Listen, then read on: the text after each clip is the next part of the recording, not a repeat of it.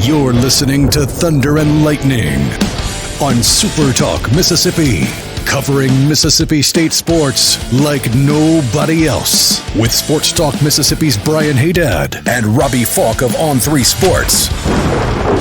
Now get ready for Thunder and Lightning. This is Thunder and Lightning here on SuperTalk Mississippi. Brian Hadad and... Oh, he's at the hospital. Never mind.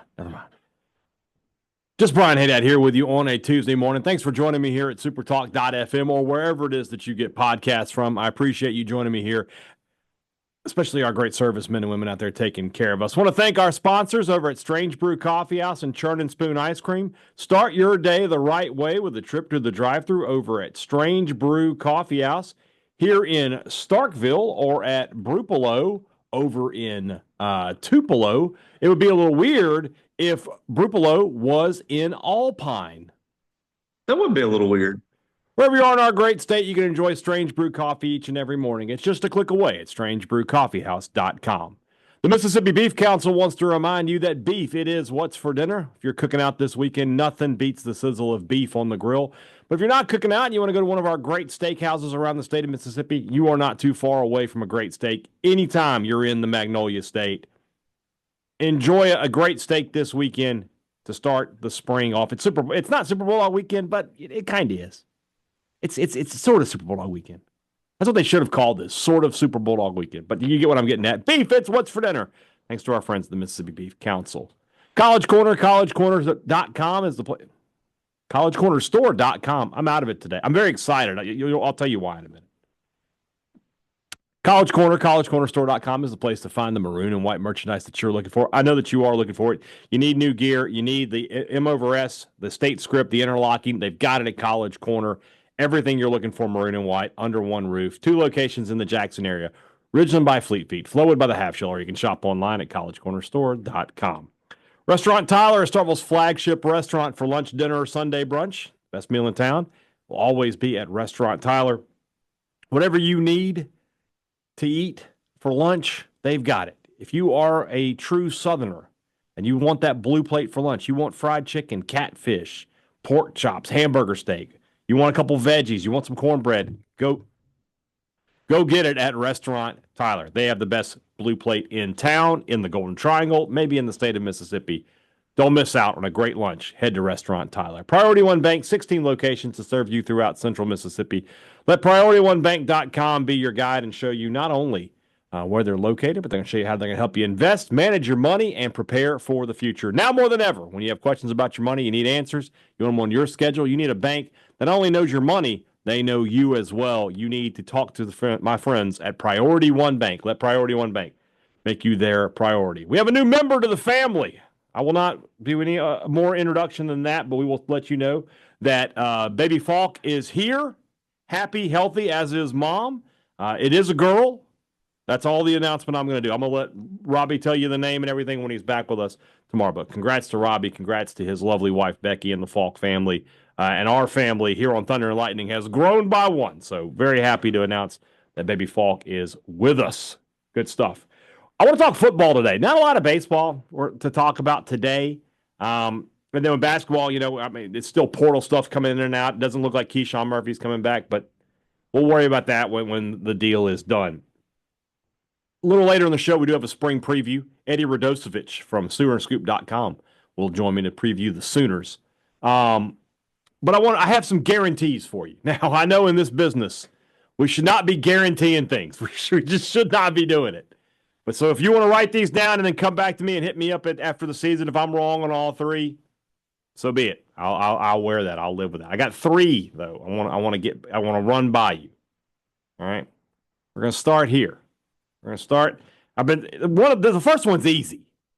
All right. But I'm going to put a name to it because I'm going to go with what we've talked about with the receivers, right? And that's, every year under Lebby, receiver X does this, has this set of statistics. I'm going to just go ahead and say that it's going to be Anthony Evans this year. So I'm going to put Anthony Evans down for 70-plus catches, 900-plus yards, and more than 7 touchdowns. I'm making my call. That's the guy who's going to do that, all right? I think State's going to, maybe spread the ball around maybe a touch bit more. And I think last year, I keep going back to this. If Akari had been healthy week one, I think that he would have been a much bigger piece of the offense. I think that Coleman got off to a fast start, and that's where Chapin and then Van Buren wanted to ride that because he was just there. And Akari was kind of in and out of the lineup. Craver was in and out of the lineup. And then the rest of the group was just, average. We'll just say it what it was.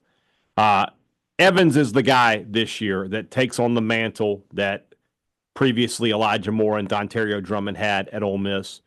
Previously Marvin Mims and Drake Stoops had at Oklahoma. And now Kevin Coleman has been the first one at Mississippi State. Anthony Evans will be that guy. 70-plus catches for 900-plus yards and 7-plus touchdowns. That's my line on him. So what did Coleman have last year? I know he was above all of those numbers. He wasn't above that in touchdowns. He was not above that in touchdowns. But I know he had more catches. Yeah, so he had 74 catches last year, 932 yards, and 6 touchdowns. So I'm going to give. All right. Well, then I'll up the ante. I'll say 75 yards, 75 catches, over 800 yards, over 7 touches. So I'll make sure he's got one more catch than Kevin Coleman had last year. I think he can do that. I think Anthony Evans is going to be the guy that gets the first crack at that, and I think that's where he's going to be when we get to the end of the season.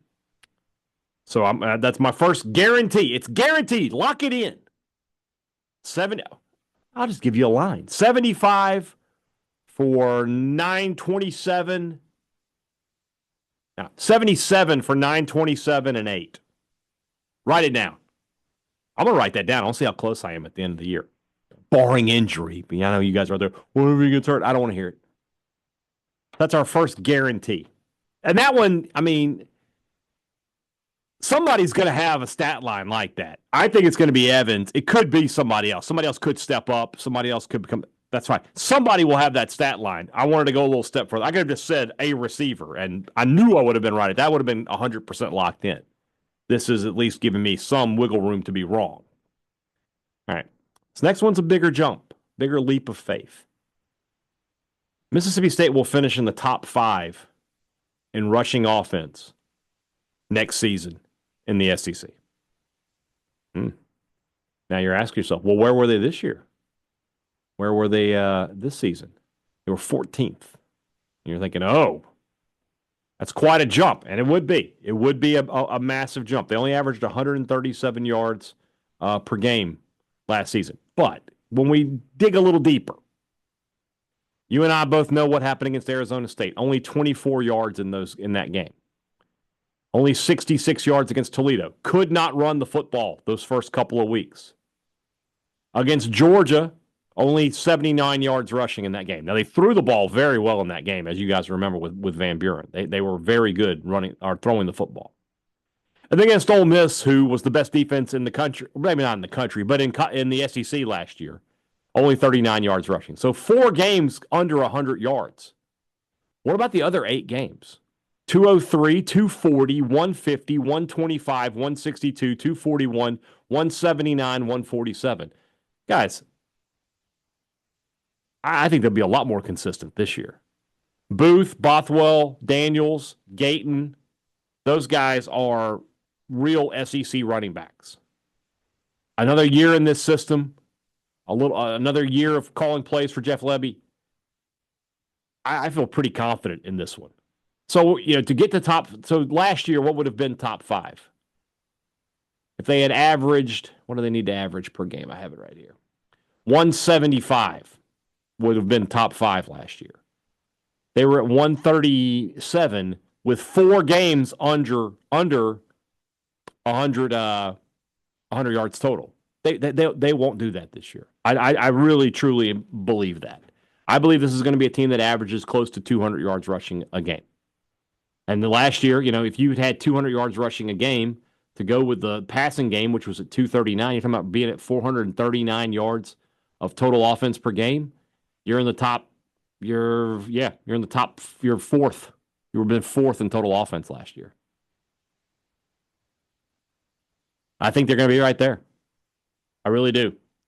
I think that Booth, Bothwell, Daniels, Gayton, that's a great running back room. I mean, if you're telling me a guy that like Johnny Daniels, who a season ago rushed for how many yards did he get? 540 yards, 5 yards a carry. That's your third option? No, I feel fine. I feel absolutely fine about that.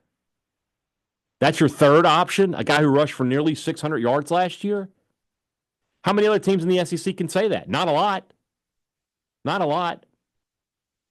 I keep going back to I've said it a few times of the year at Ole Miss when he had Connor and Ely and Parrish.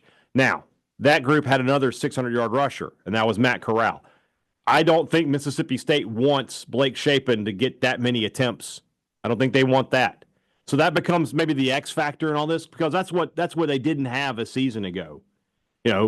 Between Booth and Daniels, you had two guys who rushed for 1,300 yards. That's fine. And Kevon Lee was having an okay season when he got hurt. He was averaging 4.8 yards per carry. And you remember his last game was his best game against Florida. But Shapen, where's Shapen on the rushing stats here? He only rushed for 36 yards, and Van Buren rushed for negative 12. So State had no running threat at the quarterback position, and that's really what hurt them.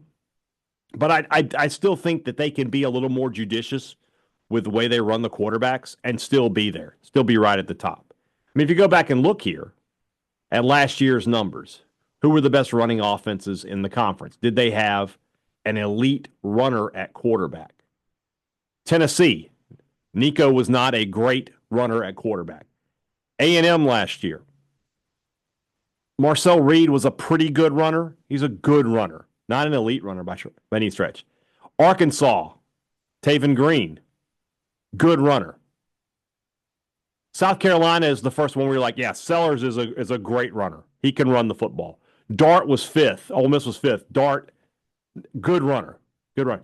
So none of these guys, I mean, how many yards rushing did Dart have on the season last year?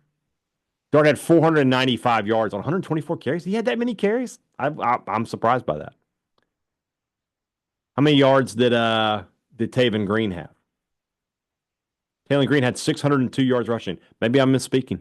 Ooh, I've already talked myself out of a guarantee. How many yards did Nico have? Nico only had 358. But they had Dylan Sampson, who led the league in rushing. He had 1,500 yards last year. I'm going to stay with it. 175 was the fifth place last year was 175. State can find 40 more yards rushing per game amongst these running backs. I firmly believe that. I think that Booth can be around between 700 and 800. Daniels will be around. He'll drop down a bit because he'll be the third back. He'll be around 400 or 500, and I think that Bothwell will be in the 600 to 700 range, and that's fine. And then if you can get a couple hundred yards out of Shapen, you're fine. You're fine. So top 5 rushing offense in the SEC next season. That's what we're gonna make that guarantee. It's guaranteed right now. It's guaranteed. Get ready for it. All right. Maybe this last one. Maybe I'm again making it easy on myself, but this is a guarantee.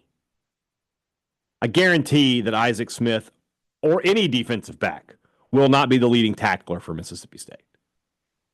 I've always said that if a safety is your leading tackler, that's an issue. It's usually not good for your defensive stats, and it definitely bore itself out a season ago. I say that this year, Mississippi State's leading tackler is a linebacker, which is what you want, right? And let's be honest about last year. Stone Blanton was only 2 tackles off the pace. Now, granted, Isaac Smith missed a game, so tackles per game, yeah, he had a lot more. But Stone Blanton was only, if he had 3 more tackles, he would have been State's leading tackler. I think one of State's linebackers will be the leading tackler this year, be it Jalen Smith, Brandon Jennings. I don't know if Nick Mitchell's going to get that start at the middle linebacker. That could end up being somebody like a Darian Gillette. But I just don't think it's going to be a DB this year. Again, and I feel like we're going to have this discussion a lot over the next few months leading into the season, is that State's defense can improve and still not be good because they have a long way to go. The gap between what State's defense was and good is massive, wider than the Grand Canyon. That doesn't mean they can't be better. Better and good are two different things. We have to keep this in mind every time we talk about State's defense. Better and good are two different things. They will be better. I don't necessarily think they'll be good. But because they're better, it'll allow linebackers to make more plays, and they won't be relying on a safety. Now, we got to put a caveat on this one. This one gets a full caveat. If Isaac Smith has moved to linebacker, no, the bet's off. I am saying, all right, maybe I should I rephrase it? A defensive back will not lead Mississippi State in tackles this year. Now, if Isaac Smith is playing both positions, that's a gray area. We'll let Vegas decide. But if he is a starting linebacker for Mississippi State, then no, I'm not that. You can't hold me to that one. I won't allow it. I don't want to see any tweets you said. I don't want to hear that. I'm saying a defensive back will not lead Mississippi State in tackles this year. A linebacker will, as it should be. That is the way that it should be when you are talking about college football or any kind of level of football. Your linebackers should be your leading tacklers. When we go back a season ago, three of State's top 4 tacklers are linebackers. Blanton, Mitchell, Jennings. Isaac Smith is there number 1. 127 tackles in 11 games. That's a lot of tackles. That's a lot. How many did Buki Watson have the year before that? Watson had 102, and then the year before that, he was second. Jet Johnson had 115. Goodness, that's a lot of tackles. If I just tell you X, if I just say this team, their leading tackler was a safety and he had 127 tackles, you know they were bad defensively. You know they were really, really bad defensively. Again, they will be better. I'm not saying they're going to be good. But again, if I can get, let's look at two of my guarantees here. Let's say if I get that top 5 rushing offense, then you're probably talking about a top 45, top 50 offense in the country. What was Ole Miss in the country last year? They were much better passing the ball last year, though, weren't they? Let me look here. Yeah, they led the conference. So if State has the 5th best offense in college in the SEC going into the final week, right? So last year Georgia was the 5th best offense in the SEC. They averaged 400 and that's not correct. Hold on, I'm sorry. LSU was the 5th best offense, 431 yards per game. That was good enough to be 25th nationally. I would tell you that if State's in the top 7, so who was 7th in the SEC last year? Let's play this game. That was Alabama at 410 per game. That was good for 42nd nationally. Guys, if State's in that grouping and I can get the defense to like 90th, can I jump up to 90th in total defense? That's still not a good defense. They're still bad, but they're better. If I can get top 40 offense and top 90 defense, I can get State to a bowl. I can make it happen. Or I can at least have them going into the Egg Bowl at 5-6 and saying if they win this game, they'll go to a bowl. I can make myself think that.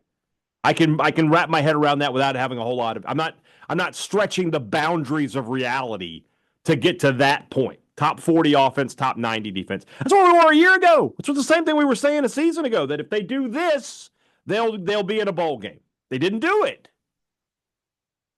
If they could do that this year, they're in a bowl game. I really believe the top 40 offense can happen. I really believe that. Top 90 defense is the question. All of the chips are on that side of the table. They got to push those chips in. They're top 90. We're going to be talking about going into the Egg Bowl. We're going to be talking about a team that we're going to have the conversation. If they win this game, they go to a bowl game. What a great year that would be.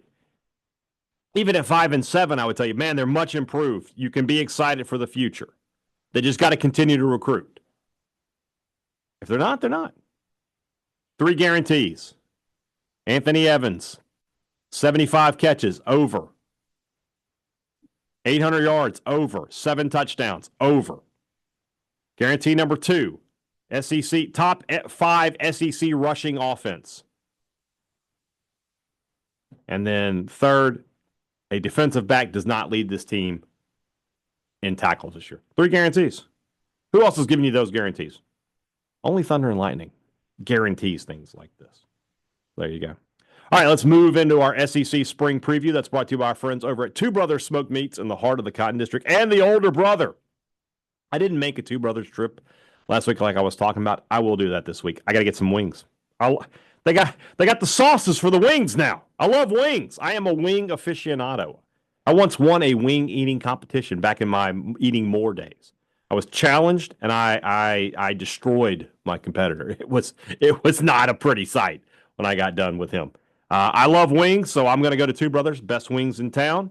And if I want another fancy sandwich like I did last week, I know where to go for that too. I go to the Cotton District and I get a great meal every time. Two Brothers Smoked Meats and the older brother.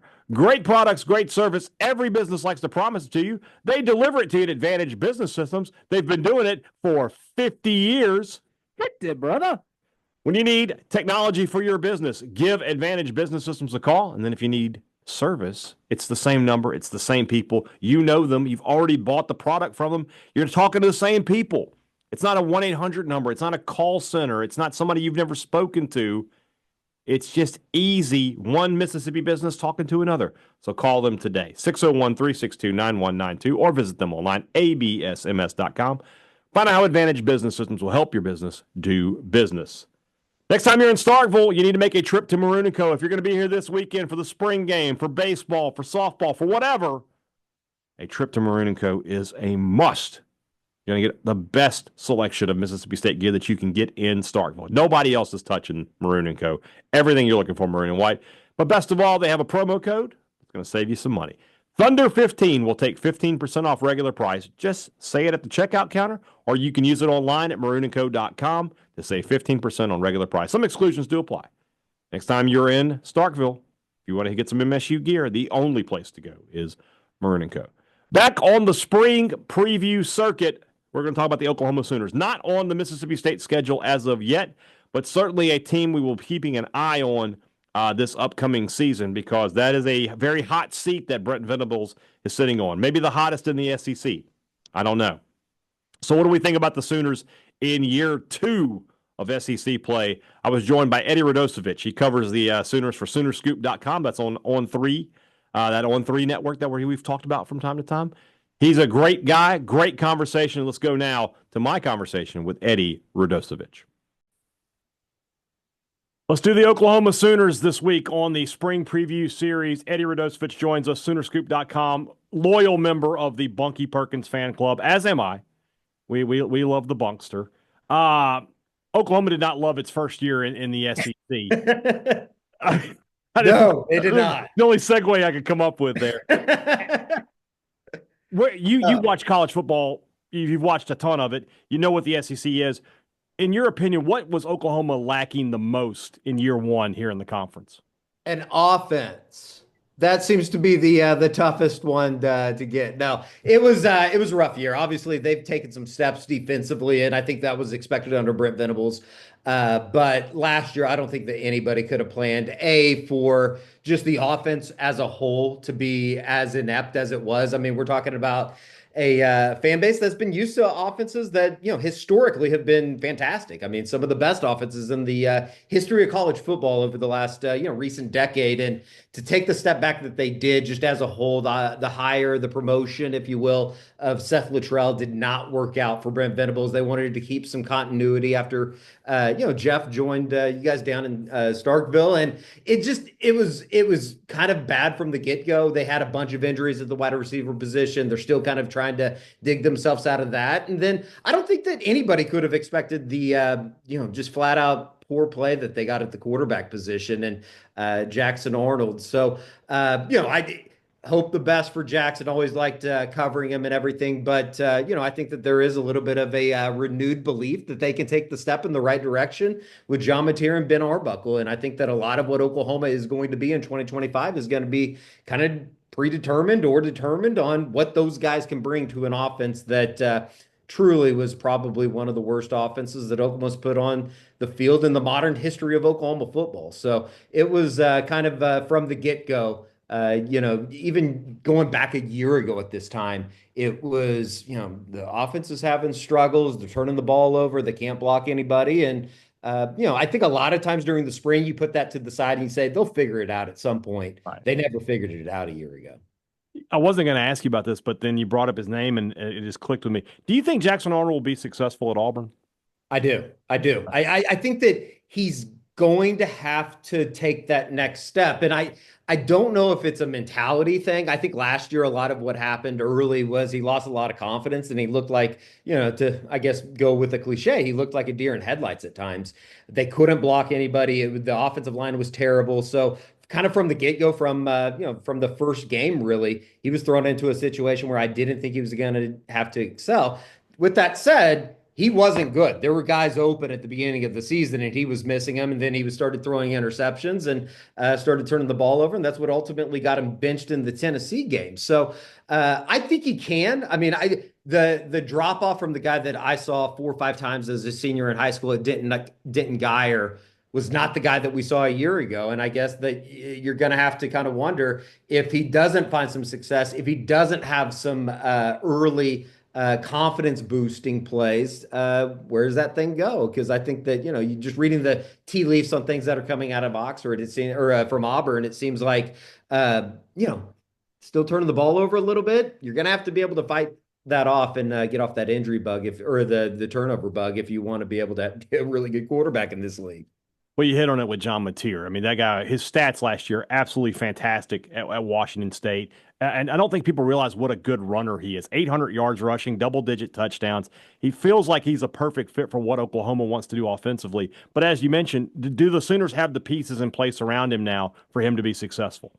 The offensive line is going to be better. I think that, they were forced to play some guys a year ago. 2 of those guys, and Heath Ozida at left guard and left tackle Logan Howland, are sitting out spring after having some cleanup on their shoulders here during the early onset of the year, January, right after the season got over. So they feel like they are headed in the right direction from an offensive line standpoint. Michael Pasusi, a heralded, top 25 guy coming in from last year's group, one of the best offensive tackles in the country, has stepped in, getting good play here early. I think he's kind of exceeded high expectations, as well as Ryan Foje. They have some guys coming back from last year. Troy Everett was a center that, he was injured at the beginning of the year. He got hurt on like the first day of spring ball last year. Really kind of the leader of that group. They're getting Jacob Sexton back from an injury that he sustained down in Oxford. So they feel like this offensive line could be pretty good. They went out and got a couple guys in the transfer portal that have added a little bit of depth. Derek Simmons from Western Carolina, as well as Luke Baklenko from Stanford. So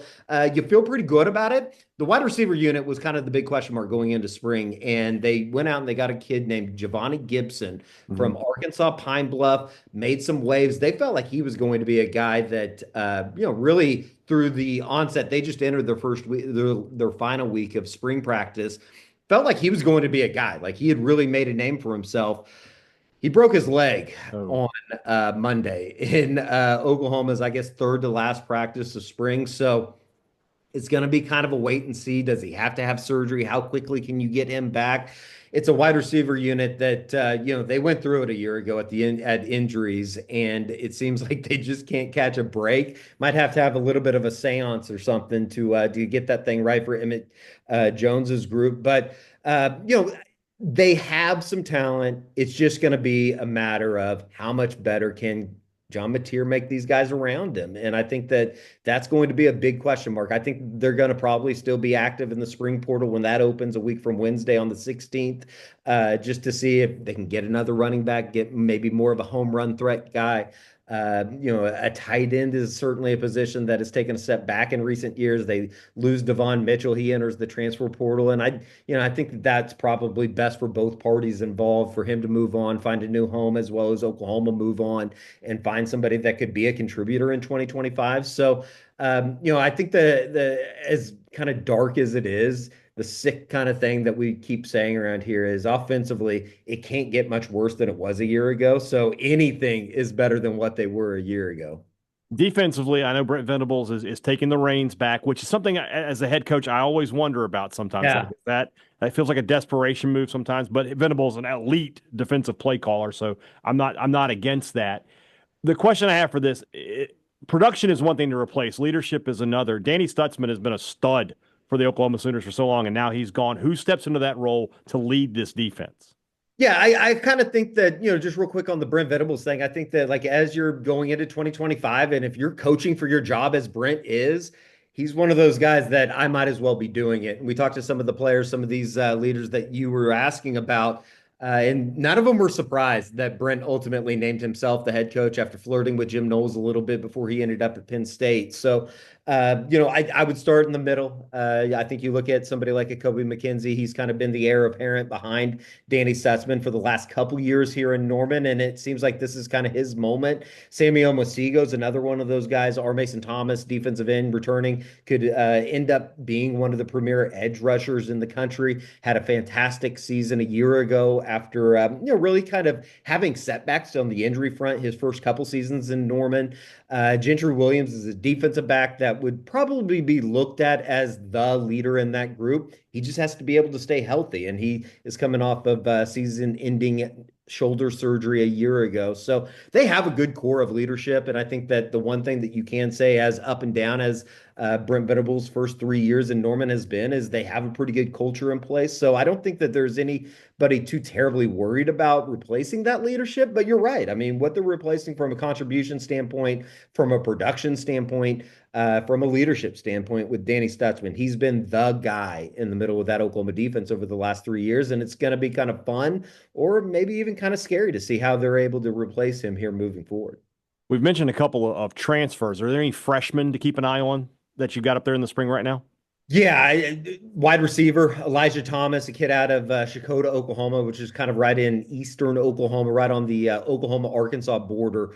He was a guy, we do YouTube shows every week, kind of just recapping all the commits, and we call it the recruiting report, where every guy is and, who was the outstanding performer. It seemed like every week we were doing this is what Elijah Thomas did. These are the gaudy numbers that he put up. He's had a really good spring. I think that he's going to be looked upon as somebody that is going to have to contribute maybe even earlier than expected because of somebody like a Giovanni Gibson going down this spring. I think that the transfer market has been very kind to Oklahoma, going out and getting Kendall Daniels, a kid coming in from just up the road in Stillwater, played for Oklahoma State the last couple of years. He's going to fit into that cheetah role that Oklahoma has used. And, Brent Venables kind of made famous with an Isaiah Simmons, if you will, at Clemson. So very excited about him. Very excited about Marvin Jones Jr. I think he's going to start opposite side of R. Mason Thomas at the other edge or at the other end position. Comes in from Florida State, was a heralded, high school recruit, probably hasn't had the type of college career that he expected to have, but he enters into a situation that should be pretty comfortable for him, on the opposite side of R. Mason Thomas. So those are guys that are definitely kind of looked upon as guys that are going to come in and step in from day one. Cortland Guillory's made a little bit of noise, cornerback out of the Houston area, that, might have to end up being somebody that plays a little bit, adds a little bit of depth to that cornerback room. And, I think the one thing that we can't say about Jay Valai is he's not scared to throw out a freshman. We saw what Eli Bone was able to do a year ago in playing kind of that opposite role or that opposite side of the corner or the field position. So they have a good mix. It's always kind of one of those things like, do you really believe what's coming in out of spring practice as opposed to what actually happens when they start two-a-days or when they start fall practice in August? I think we'll kind of take a wait and see approach, but I do think that, those are the guys that would be looked upon. And then you throw in a Michael Pasusi or Ryan Foje on the offensive line. And I think that they have a pretty good freshman group that should be able to contribute in 2025. Two power programs meeting in week 2. And two programs that coming off of years where they didn't have the kind of year they expect to have at those schools. Is there a bigger swing game for a season ever for Oklahoma than this one with Michigan? Are we going to learn everything we need to know right there?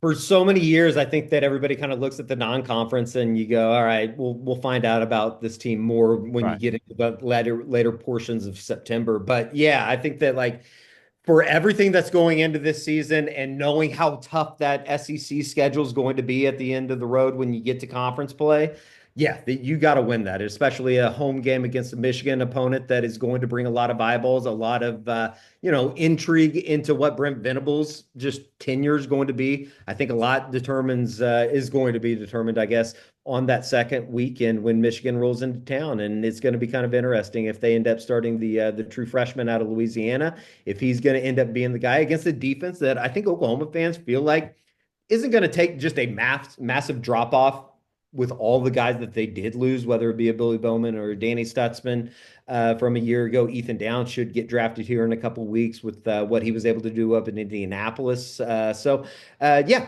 I mean it's a massive game in the second week of college football in Norman. It's going to be I think a lot of Oklahoma fans are going to be a little bit, I don't know about fearful, but maybe excited to see what John Mateer and Ben Arbuckle can do against a really good Michigan defense.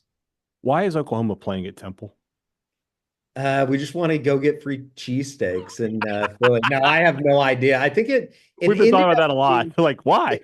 I think it was a home at home, and Temple came here last year, so they're returning the visit from like just a unique kind of college football experience.